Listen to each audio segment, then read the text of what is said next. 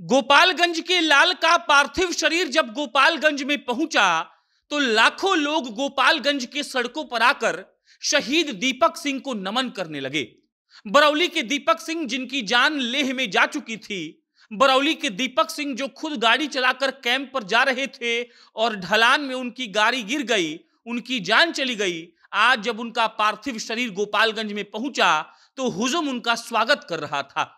वो हुजूम इस बात का इंतजार कर रहा था कि वो अपने लाल का दर्शन एक बार कर ले, बस एक बार अपनी आंखों से उस लाल को देख ले जिस लाल ने इस देश के लिए अपनी जान दे दी। गोपालगंज के दीपक सिंह आज पूरे बिहार में जाने जाएंगे। पूरा गोपालगंज सड़कों पर आकर दीपक सिंह को नमन कर रहा था और सलाम कर रहा था उस परिवार को जिसका बेटा इस देश के लिए शहीद हो गया। जिंदाबाद जिंदाबाद के नारे लग रहे थे।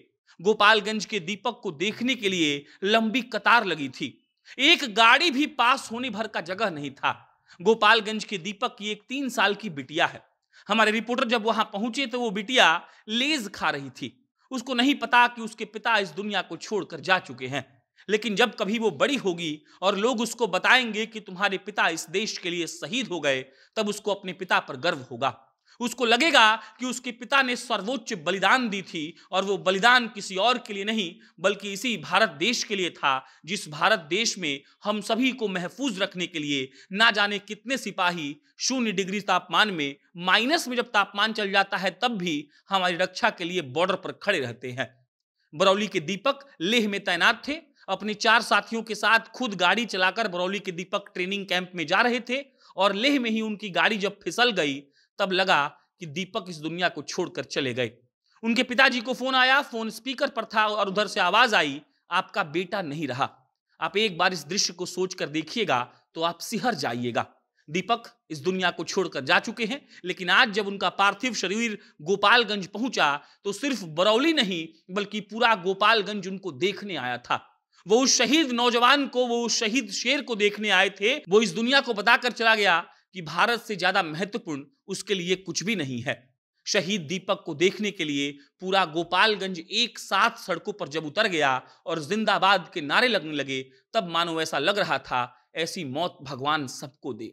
दीपक इस देश की रक्षा करने वाले वो जवान थे जो 2 महीने बाद प्रमोशन पाने वाले थे और अपने पिताजी को फोन कर दीपक ने कहा था कि प्रमोशन के बाद आशीर्वाद लेने आएंगे, पैर छूने के बाद ही अगली ड्यूटी ज्वाइन करेंगे। और उसके पिता इस बात के इंतजार में हैं कि वो 60 दिन कब बीतेगा, उनका बेटा कब आकर उनके पांव छूकर कहेगा कि पिताजी प्रमोशन मिल गया।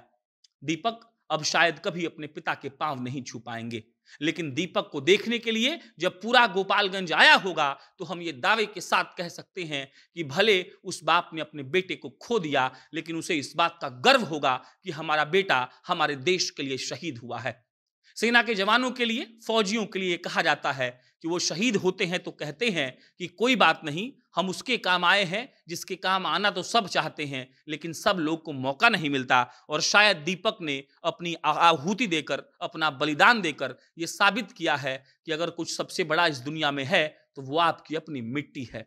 दीपक लेह में मरे, लेकिन उनका पार्थिव शरीर गोपालगंज आया और गोपालगंज की भीड़ ये बता रही थी कि दीपक हमारे दिलों में हमेशा जिंदा रहेंगे।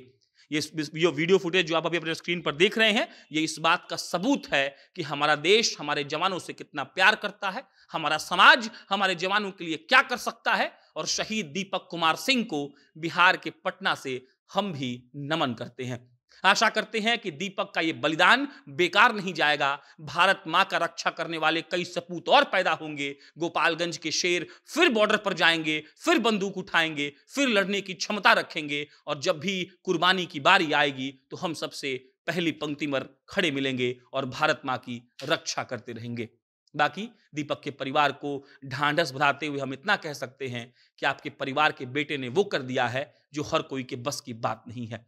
हम दीपक को याद करेंगे। दीपक हमेशा हमारे दिलों में जिंदा रहेंगे। धन्यवाद।